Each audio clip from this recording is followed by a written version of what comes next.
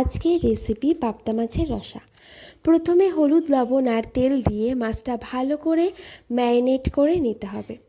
তারপর কিছুটা আদা, রসুন, শুকনো লঙ্কা আর 1 চামচ সর্ষে আর পোস্ত দিয়ে একটা পেস্ট বানিয়ে আলাদা করে রাখতে হবে। তারপর কড়াই গরম করে সর্ষের তেল দিয়ে মাছগুলো ভালো করে এপিট ওপিট করে ভেজে নিতে হবে। মাছগুলো ভাজার এক্সট্রা তেলের মধ্যেই কালো জিরা ফোড়ন দিয়ে কিছুটা কুচনো পেঁয়াজ ভেজে নিলাম।